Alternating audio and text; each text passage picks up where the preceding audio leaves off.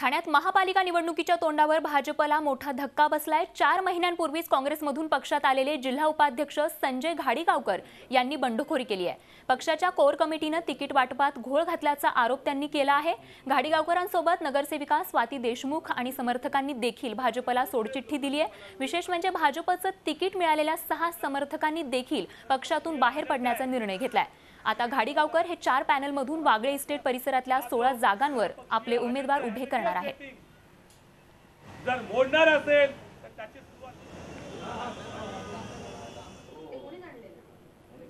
आणि या संदर्भात ठाण्यातून कपिल राऊत आमचे प्रतिनिधी आपल्या सोबत आहेत, त्यांच्याकडून अधिक माहिती जाणून घेऊयात। कपिल, एकीकडे ठाणे भाजपमध्ये नाराजी नाट्य पसरले तर दुसरीकडे ठाण्यात भाजप रिपाई युती तुटणार असल्याचं बोललं जातंय, तर एकूणच अर्ज भरण्याच्या शेवटच्या दिवशी ठाण्यात घडामोडी घडणार आहेत, तर काय सांगाल?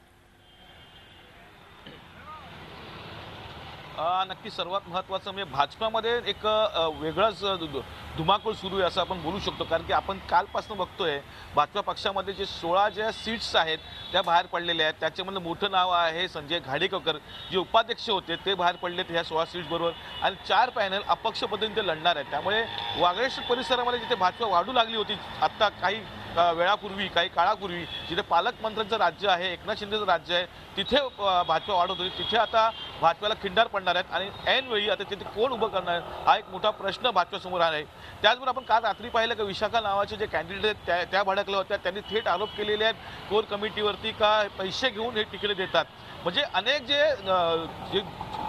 वरिष्ठ असे नगरसेवक असतील तर कार्यकर्ते ते नाराज झालेले आहेत। तर सर्वात मोठी ब्रेकिंग न्यूज अशी आहे का काल रात्री आरपीआय बरोबर युती तुटली असं डिक्लेअर करून काही लोक बाहेर पडली होती। अजून तुटली नाहीये, परंतु काही काळात डिक्लेअर होऊ शकतं, कारण की आरपीआयने 30 सीट्स मागितल्या होत्या, त्या जागी त्यांना 6 सीट देण्यात आल्या। त्यामुळे आरपीआयचे इथले नेते कार्यकर्ते रागाने रात्री निघून गेले तिथून, त्यामुळे काही सीट ठेवून दिलेल्या आहेत। आत्तापर्यंत भाजपाने जवळपास 80 फॉर्म एबी फॉर्म वाटलेले आहेत, बाकीचे फॉर्म ते राखून ठेवलेले आहेत। ह्या 16 जागा आरपीआयचं काय होतं याकडे सर्व लक्ष आहे। त्याचबरोबर सेनेची जर आपण सेनेची बाजू जर बघितली, सेनेने आत्तापर्यंत 90 फॉर्म देण्यात आलेले आहेत, बाकीचेही फॉर्म ते देतील आज काही वेळातच, परंतु कोणीही यादी डिक्लेअर केली नाही आहे। म्हणजे सेना असो की भाजपा असो, सर्वजण बंडखोरी टाळतायत आणि काही बंडखोरी होऊ नये, काही अनुचित प्रकार होऊ नये म्हणून यादी डिक्लेअर करत नाही आहेत। तर आघाडीने अजूनपर्यंत कोणतेही एबी फॉर्म वाटले नाही आहेत, त्यामुळे 10 नंतर एबी फॉर्म वाटणार आहेत। आघाडी अजून आघाडी गोंधळात आहे, काय करायचं नक्की तिकीट वाटवावर त्यांच्यामध्येही वाद सुरू आहेत। मनसेने मात्र 82 फॉर्म काल रात्रीपासून दिलेले आहेत आणि आज बाकीचे फॉर्म ते देणार आहेत। एकंदरीतच आता सध्या आघाडीमध्ये बिघाडी आहे, त्याचबरोबर भाजपाच्या आणि आरपीआयच्या युतीमध्ये युती तुटण्याच्या मार्गावरती आहे। भाजपाचे काही कार्यकर्ते नाराज आहेत, काल एक रात्री राडा आपण पाहिलेलाच आहे। सेनेमध्येही हे चक्र सुरू होऊ शकतं, कारण की अनेक मोठी जे दिग्गज नेते आहेत त्यांना अजून फॉर्म दिला नाही, ते भाजपाच्या वाटेवर असू शकतात। त्यामुळे आज दुपारपर्यंत किंवा 12-1 वाजेपर्यंत कोण कुठे जातं याकडे सर्व लक्ष लागलेलं आहे।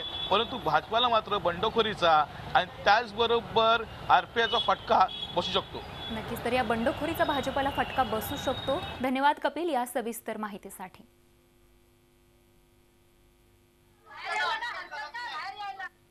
तर आपण बघू शकतो काल नेमकं काय झालंय ते आपण बघतोय स्क्रीनवरती।